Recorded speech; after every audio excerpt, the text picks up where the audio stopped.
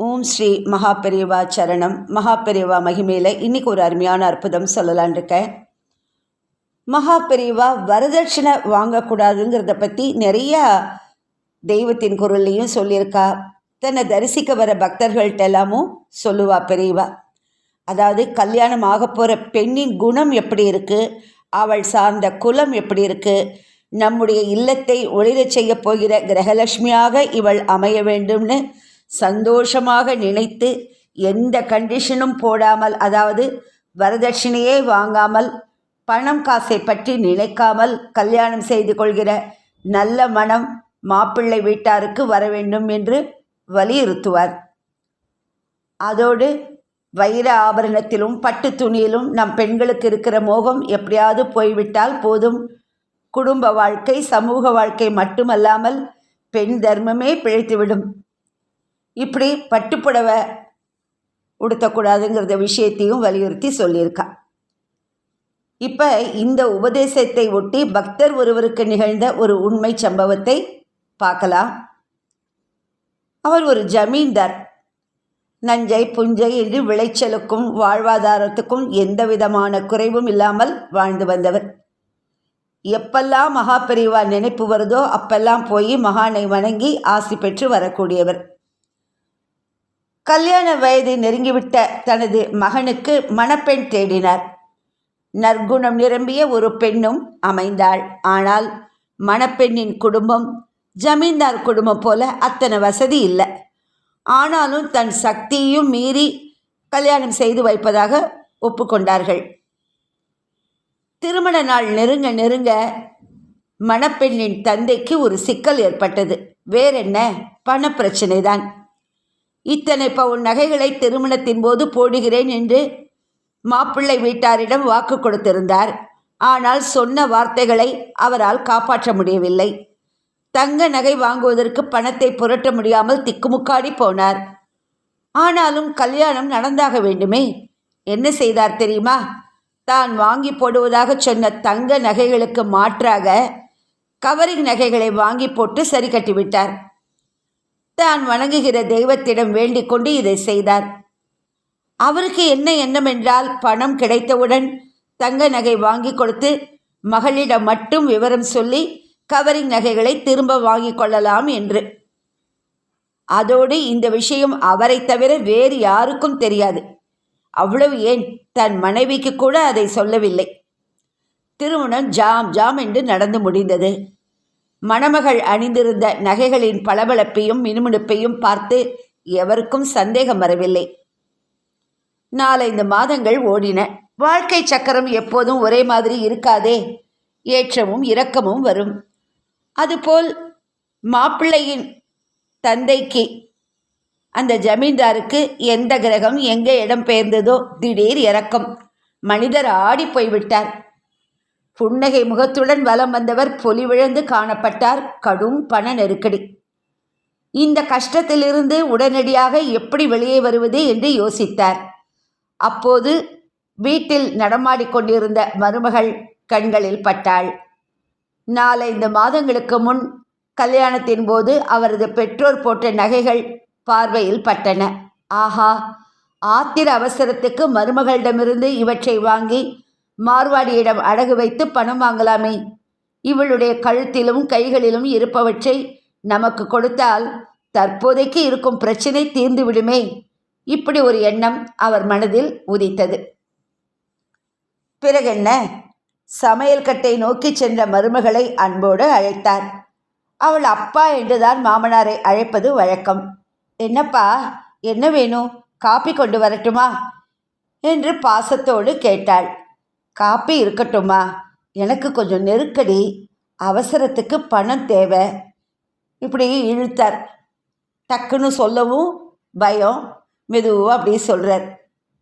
குத்து விளக்காக வந்த மருமகள் கேட்டாள், சொல்லுங்கப்பா, அதுக்கு நான் என்ன பண்ணணும்? நீங்கள் சொன்னால் எது வேணாலும் செய்கிறேன். எம்மாடி, உன் வார்த்தைகளே எனக்கு ஆனந்தத்தை கொடுக்குது. இப்படி அவளை பார்த்து இரு கரங்களையும் மகிழ்ச்சியோடு குவித்தவர், உன் கழுத்திலேயும் கையிலேயும் கிடக்கிற தங்க ஆபரணங்களை கழற்றி தர முடியுமா? அதை அடகு வச்சு பண கஷ்டத்தை இப்போதைக்கு சமாளிச்சிருவேன். இப்படி சொல்லி கொண்டிருக்கும் போதே தனது கழுத்து சங்கிலிகளையும் கை வளையல்களையும் கழற்றி மாமனாரிடம் கொடுத்தாள் மலர்ந்த முகத்தோடு அந்த மருமகள். அவரோ இதை எதிர்பார்க்கவில்லை. எம்மாடி, தப்பா நினைக்காத, இது ஒரு அவசரத்துக்குத்தான். பணம் வந்த உடனே இந்த நகைகளை எல்லாம் அடகு கடையிலிருந்து மீட்டு கொடுத்துட்றேன் என்று வாங்கி தன் மேல் துண்டில் பத்திரப்படுத்தி கொண்டார். மருமகள் புன்னகையோடு அங்கிருந்து போய்விட்டாள். தனக்கு ஒரு கஷ்டம் சிரமதசை வந்தவுடன் ஜமீன்தார் என்ன நினைத்தார்? தன் மருமகள் அணிந்திருக்கிற ஆபரணங்களை அவளிடம் இருந்து கேட்டு வாங்கி அடகு வைத்து அப்போதைய நிலையை சமாளித்து விடலாம் என்று கணக்கு போட்டார். மருமகள் இந்த வீட்டில் வாழ வந்தவளாயிற்றே, அவளுக்கு நாம் அல்லவா கொடுக்க வேண்டும், அவளிடம் இருந்து வாங்குவது தவறல்லவா என்றெல்லாம் அந்த சிரம காலத்தில் ஜமீன்தார் யோசிக்கவில்லை. இதுதான் மனித சுபாவம். தன் தேவை பூர்த்தியாவதற்கு என்ன வேண்டுமானாலும் செய்வான். தன் மருமகள் கொடுத்த நகைகளை எடுத்துக்கொண்டு உள்ளூர் மார்வாடி கடைக்கு ஜமீன்தார் போனார். அதை அடகாக வைத்துக்கொண்டு ஒரு பெரிய தொகை கொடுக்குமாறு கேட்டார். ஜமீன்தார் கேட்ட தொகை அவரது பிரச்சனையிலிருந்து வெளிவர தேவைப்படக்கூடிய தொகை. தங்கம் எது கவரிங் எது என்கிற வித்தியாசம் இந்த மாமனாருக்கு வேண்டுமானால் தெரியாமல் இருக்கலாம். ஆனால் மார்வாடிக்கு எப்படி தெரியாமல் இருக்கும்? அவருக்கு பிழைப்பே இதுதானே. நகைகளை கையில் வாங்கி பார்த்த மாத்திரத்திலேயே மார்வாடி தன் மூக்கு கண்ணாடியை கழற்றி முன்னால் இருக்கும் சிறு மர டெஸ்கில் வைத்துவிட்டு ஜமீன்தாரை பார்த்தார். மார்வாடியின் பார்வையில் தெரியும் அலட்சிய மனோபாவம் ஜமீன்தாரை தடுமாற வைத்தது. இன்னா ஜமீன்தார், இதெல்லாம் எங்கே வாங்கின? வாங்கலை சேட்டு, என் மருமகளுக்கு வரதட்சணையா அவ பிறந்த வீட்டிலேருந்து போட்டு அனுப்பினாங்க. சம்பந்தி இடம் நல்ல கௌரவமான குடும்பம் தானா? விசாரிச்சியா? என்ன கேட்குற சேட்டு? என்ன மாதிரி பக்தி மரியாதை பணிவு எல்லாம் அந்த குடும்பத்தில் அதிகமாக இருக்குது. என்னோட குரு மகாபெரிவா மேலே அந்த குடும்பத்துக்கும் பக்தி அதிகம். இல்லை ஜமீன், இந்த நகையெல்லாம் டூப்ளிகேட்டு, அதாவது கவரிங். வரதட்சணையாக வந்த நகைகளின் ரகசியத்தை போட்டு உடைத்தார் சேட்டு. யோசித்து பாருங்கள், ஊரிலேயே ஜமீன் என்ற அடைமொழியுடன் ஓரளவு கௌரவமாக வாழ்ந்து வருபவர். எப்போது பார்த்தாலும் வெள்ளை வேஷ்டி வெள்ளை சட்டை. ஏதோ போதாத வேளை அவருக்கு ஒரு சிரமம். அதிலிருந்து வெளியே வருவதற்கு உண்டான வழிகளை தேடிக்கொண்டிருக்கிறார். அந்த வேளையில் இப்படி ஒரு அவமானம். மார்வாடி சொன்ன வார்த்தைகளை கேட்டதும் அவமானமும் கோபமும் ஜமீன்தார் முகத்தில் பொங்கி பிரவாகித்தன. தன் முகத்தில் தென்பட்ட கசப்பு உணர்வுகளை மெல்ல மாற்றிக்கொண்டு மார்வாடியை பார்த்து ஒரு அசட்டு புன்னகை புரிந்துவிட்டு, மன்னிச்சுக்கோ சேட்டு, எங்கேயோ தப்பு நடந்திருக்கு என்று நகைகளை வாங்கி கொண்டு தன் வீட்டுக்கு வந்தார் ஜமீன்தார். வீட்டுக்குள் நுழைகிற போது கொஞ்ச நஞ்சம் உள்ளுக்குள் இருந்த அவமானம் ஒட்டுமொத்த கோபமாக மாறியது. சம்பந்தி மட்டும் எதிரில் இருந்தால் சட்டையை பிடித்து உலுக்கி எடுத்திருப்பார். நல்ல வேளை, அவர் அவரது ஊரில் இருக்கிறார். மருமகள் வழக்கம் போல புன்னகைத்த முகத்துடன் எதிரில் வந்தாள். என்னப்பா, போன காரியம் நல்லபடியாக முடிஞ்சுதா? கரிசனத்தோடு கேட்டாள். பாவம், மார்வாடி கடையில் நடந்தவை அவளுக்கு தெரியாது.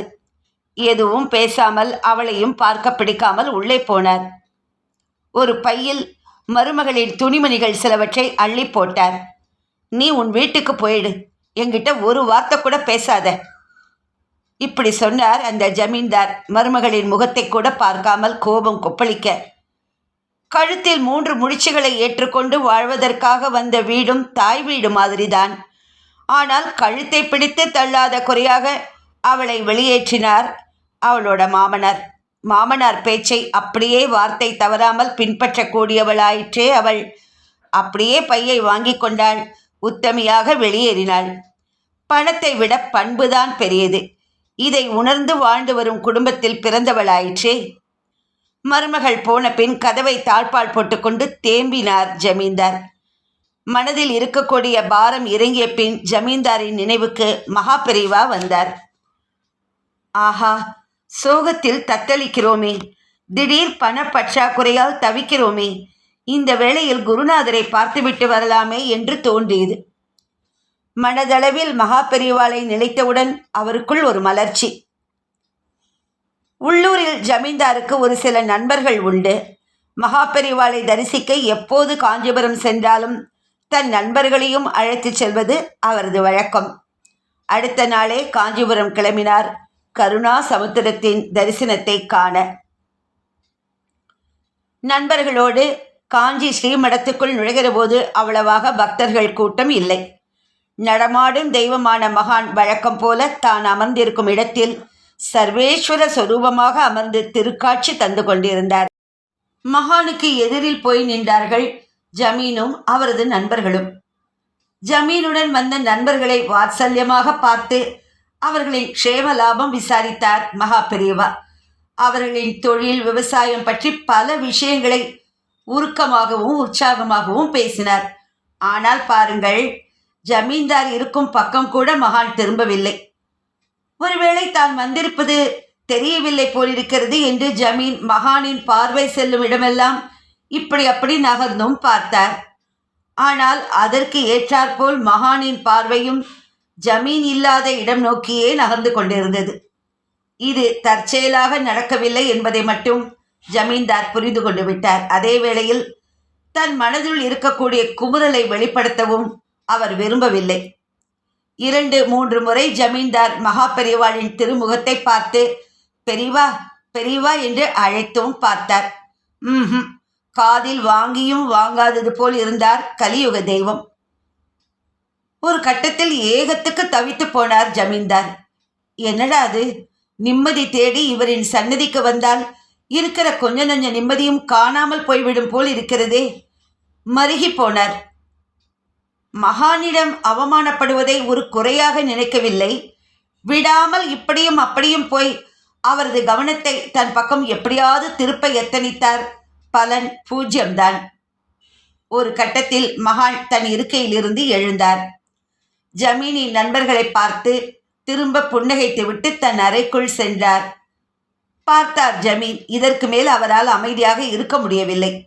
மகா பெரியவாளுக்கு தொண்டு செய்யக்கூடிய ஒரு சிப்பந்தி அவரது அறைக்கு வெளியே நின்றிருந்தார். மெல்ல அவரை நெருங்கினார். கண்கள் அவரை அறியாமல் கலங்க ஆரம்பித்து விட்டன. சிப்பந்தி அதிர்ச்சியோடு பார்த்தார் ஜமீனை. என்ன ஆச்சு, ஏன் அழறேள்?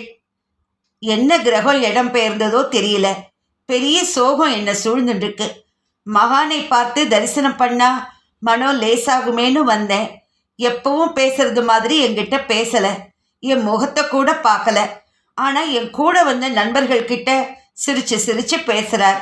அவளோட நலனை பற்றி ரொம்ப அக்கறையாக விசாரிக்கிறார். ஆனால் என்ன மட்டும் ஜமீனால் அதற்கு மேலே பேச முடியல. மேல் துண்டால் கண்களை துடைத்து கொண்டார். சிப்பந்திக்கே ரொம்ப பாவமாகிவிட்டது. அடடா, கவலைப்படாதே, இப்போ உள்ளே போக போகிறேன். நானே பெரியவா கிட்ட கேட்குறேன். ஒரு ஓரமாக உட்காந்துக்குங்கோ. உங்கள் கூட வந்தவாள்லாம் தப்பாக நினைக்க போகிறா. ஜமீன்தார் நகர்ந்தார். முகத்தை அழுந்த துடைத்து கொண்டு நண்பர்களோடு பேச போனார். சிப்பந்தி உள்ளே போனார். விஸ்ராந்தியாக ஒரு தவத்தில் சில வினாடிகள் இருந்த மகான் அப்போதுதான் கண்களை திறந்தார். ஞான சூரியனாக ஒளிர்ந்தார். மகானை நமஸ்கரித்தார் சிப்பந்தி. பிறகு ஜமீன்தாரை பற்றி மெல்ல ஆரம்பித்தார். பெரியவா, அவர் முகம் ரொம்ப வாடி இருக்கு. ஏதோ கஷ்ட காலத்துல இருக்காராம்.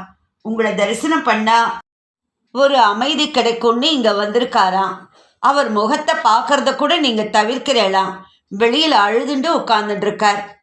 மகா பெரியவா ஒரு சில வினாடிகளுக்கு பின் திருவாய் மலர்ந்தார்.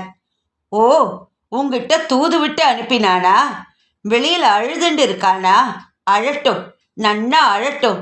அவன் பண்ண காரியம் உனக்கு தெரியுமா? இப்படி சத்தமான குரலில் மகான் கேட்க சிப்பந்தியே விதிவிதித்து போனார். காரணம், மகான் அப்படி பேசி அவர் பார்த்ததில்லை. இல்லை பெரியவா, அவர் பண்ண காரியம் எதையும் என்கிட்ட சொல்லலை. பண்ணுற தப்பையும் பண்ணிட்டு என்கிட்ட அமைதி தேடி வந்தா கிடைச்சிடுமா? அவன் பண்ண காரியத்தை சொல்கிறேன் கேளு என்று அந்த பரபிரம்மம் ஆரம்பிக்க சிப்பந்தி கைகளை கட்டிக்கொண்டு கேட்பதற்கு தயாரானார். கேளு அவன் பண்ண காரியத்தை. வீட்டுக்கு வாழ வந்த மருமகளை அவளோட துணிமணி எல்லாம் ஒரு பையில் போட்டு பேக் பண்ணி கொடுத்து பிறந்த வீட்டுக்கு துரத்தி விட்டுட்டான். பெரியவா சொன்னதை கேட்டு சிப்பந்தி அதிர்ந்தார். காரணம், அதுநாள் காஞ்சி ஸ்ரீமடத்தில் அந்த ஜமீன்தாருக்கு ஒரு நற்பெயர் உண்டு. அவரை பற்றி இப்படி ஒரு தகவலை அதுவும் மகா பெரியவா சொன்னதும் சிப்பந்தி அதிர்ந்து போகாமல் இருப்பாரா என்ன? மகான் தொடர்ந்து பேசினார். காரணம் என்ன தெரியுமா? கழுத்திலையும் கையிலையும் மருமகள் போட்டுருந்த நகைங்களை இவன் ஒரு அவசர பண தேவைக்கு வாங்கியிருக்கான். எடுத்துட்டு அடகு கடைக்கு போனான். அதெல்லாம் சொக்க தங்கம் இல்லைன்னு தெரிஞ்சு போச்சு. மருமகள் கிட்ட இருக்கிற நகைங்களை கேட்டு வாங்கி அடகு கடையில் கொண்டு போய் வைக்கிறதுக்கு இவனுக்கு என்ன யோகியதை இருக்கு?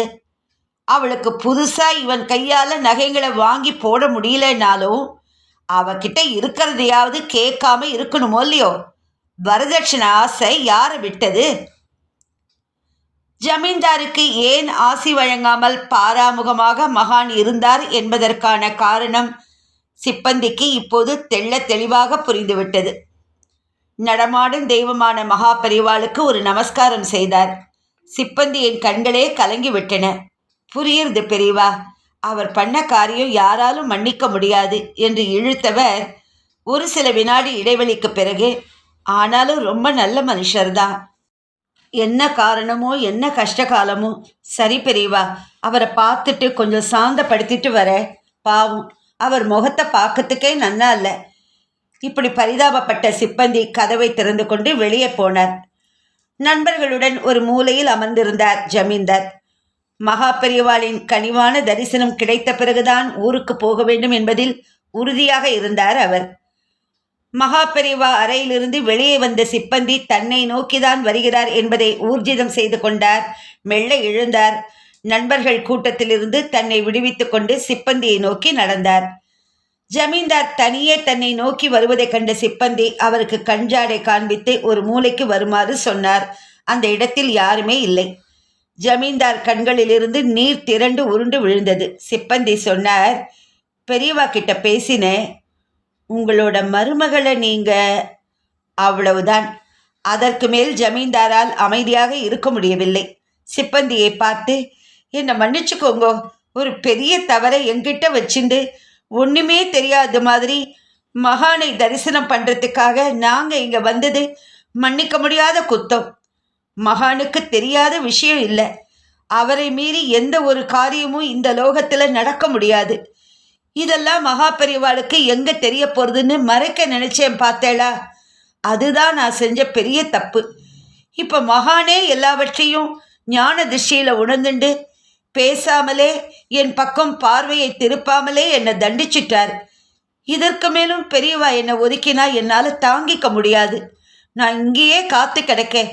எத்தனை நேரமானாலும் பரவாயில்ல, ஒரு நாள் ஆனாலும் பரவாயில்ல. அவரோட திருமுகத்தை ஒரு தடவை பார்த்துட்டு கதறி அழுதுட்டு ஓடிடுறேன். எனக்கு அப்போதான் ஜன்ம சாபல்யம் கிடைக்கும். இப்படி சொல்லி இரு கைகளையும் கூப்பியவாறு தேம்பினார். சிப்பந்திக்கு ரொம்ப தர்ம சங்கடமாக போயிடுத்து. அழாதீங்கோ, இங்கே இருக்கிறவாள்லாம் பார்த்துட்டு இருக்கா, கண்ணை தொடச்சிக்குங்கோ. இன்னும் கொஞ்ச நேரத்தில் பெரியவா வெளியில் வருவா தரிசனத்துக்கு. அந்த கருணா சமுதிரத்துக்கிட்ட சரண் ஆகுங்கோ, அனுகிரகம் பண்ணுவார் உங்களுக்கு கொடுப்பன இருந்தா என்றார் சிப்பந்தி. ஜமீன்தார் கண்களை துடைத்து கொண்டார். முகத்தையும் அழுந்த துடைத்தார். நீங்கள் அங்கே உட்கார்ந்துக்குங்கோ என்று ஓரமான ஒரு இடத்தை காண்பித்துவிட்டு மகான் இருந்த அறையை நோக்கி சென்றார் சிப்பந்தி. அடுத்த ஒரு 5 நிமிடத்தில் சிவஸ்வரூபமாக மகாபெரிவா வெளியே வந்தார். தண்டம் சுமந்து வந்த சந்நியாசி வழக்கமான தன் இடத்தில் அமர்ந்தார். கைங்கரியம் செய்து கொண்டிருந்த சிப்பந்தி மகானின் பக்கத்தில் நின்றார். தரிசனத்துக்காக காத்திருக்கும் பக்தர்களை தன் பார்வையால் அனுகிரகித்தார் மகான். பக்தர்கள் தரிசனம் ஆரம்பமானது. 15 நிமிடம் போயிருக்கும். ஜமீன்தார் அழுது வீங்கின முகத்தோடு மகாபெரியவாளின் அருகே வந்தார். மகான் ஏதும் பேசவில்லை. ஆனால் தன் பார்வையை ஜமீன்தாரிடத்தில் திருப்ப தவறவில்லை. ஓவென்று மீண்டும் அழத் துவங்கி மகானுக்கு சாஷ்டாங்கமாக நமஸ்காரம் செய்ய ஆரம்பித்தார். சுமார் 10க்கும் மேல் நமஸ்காரம் செய்திருப்பார். அதன் பின் எழுந்தவர் கைகளை கூப்பிய வண்ணம் பெரியவாளை பார்த்து, என்னை மன்னிச்சேன்னு ஒரு வார்த்தை சொல்லுங்கோ பெரியவா என்று அவரது திருமுகம் பார்த்து தழுதழுத்தார். பெரியவா பேசவில்லை. வலக்கையை மேலே உயர்த்தினார். ஏதோ போதாத வேளை தப்பு பண்ணிட்டேன். இப்போ எல்லாத்தையும் உணர்ந்துட்டேன். இங்கிருந்து கிளம்பினவுடன் வேலையாக என் சம்பந்தி வீட்டுக்கு போய் அவர் காலில் விழுந்து மன்னிப்பு கேட்டு என் மருமகளை வீட்டுக்கு கூட்டின்னு வந்துடுறேன் பெரியவா. இதைத்தானே மகா பெரியவா எதிர்பார்த்தார். தவறு செய்தவன் தன் தவறை உணர்ந்து திருத்தி கொண்டு விட்டான் என்றால் அவனை பெரியவா மன்னித்து விடுவார். தன் அன்பை அபரிமிதமாக பொழிந்து விடுவார். ஜமீன்தாரை பார்த்து புன்னகைத்தார் பெரியவா. அவருக்கு பிரசாதம் கொடுத்து க்ஷேமமா இருப்ப என்று விடை கொடுத்து அனுப்பினார். பிறகென்ன, அங்கிருந்து கிளம்பியவர் நேராக சம்பந்தியின் இல்லத்துக்கு சென்று மன்னிப்பு கேட்டு மருமகளை அழைத்து கொண்டுதான் தன் வீடு திரும்பினார். மருமகளையும் ஒரு மகளாகவே பாவிக்க வேண்டும் என்று சும்மாவா சொன்னார்கள் நம் முன்னோர்கள்? ரொம்ப ஒரு அருமையான அற்புதம். என்ன ஒரு ஞான திருஷ்டி மகா பெரியவாளுக்கு. பெரியவாளுக்கு எங்கே தெரிய போகிறது, நாம் இதை இங்கே செஞ்சிட போகிறோம், பெரியவாளுக்கு எப்படி இது தெரிய போகிறதுன்னு. அது பெரியவா இருந்த காலத்துலேயும் சரி, இப்போவும் சரி, இப்போவும் பெரியவாளுக்கு என்ன தெரிய போகிறது, நம்ம பாட்டுக்க பண்ணுவோமே நினச்சி பெரியவா பக்தர்களுக்கு இது நான் சொல்கிறேன். பெரியவாளை உண்மையிலேயே பெரியவாளை கொண்டாடுற பக்தர்கள் கண்டிப்பாக எந்த ஒரு தவறும் செய்ய மாட்டார்கள், செய்யக்கூடாது. செஞ்சால் கண்டிப்பாக பெரியவாளுக்கு தெரிஞ்சிடும். சின்ன சின்ன தவறுகள், இப்போ காப்பி குடிக்கக்கூடாதுங்கிறா நிறைய பேரால் அது விட முடியல. ஏன் நானே காப்பி குடிச்சுன்னு தான் இருக்கேன், விடணும்னு பார்க்குறேன். அது எப்போ விட போகிறேன்னு தெரியல. எப்பயும் விட்டுறேன் பெரியவான்னு சொல்லின்னு இருக்கேன். விட்டு ஆகணும். அது ஒரு சிலர் ரொம்ப தீவிரமாக கடைப்பிடிக்கிறா பெரியவா சொல்கிற சில விஷயங்கள்லாம். அதெல்லாம் சின்ன சின்ன விஷயங்கள், நமக்கு கொஞ்சம் டைம் கொடுப்பா பெரியவா விடுறதுக்கு சில விஷயங்கள்லாம். பெரிய தவறுகள் இந்த மாதிரி வரதட்சணை வாங்கிறது, இந்த மாதிரி எல்லாம் ஒரு பெரிய பெரிய தவறுகளுக்கு மன்னிப்பே கொடுக்க மாட்டார். நாம் திருந்தினா அனுகிரகம் புரிவார். அந்த மாதிரி தான் பெரியவா இந்த அனுபவத்தில் வர மாதிரி. ஹர ஹர சங்கர ஜெய ஜெய சங்கர, ஹர ஹர சங்கர ஜெய ஜெய சங்கர. ஓம் ஸ்ரீ மகா பெரியவா சரணம்.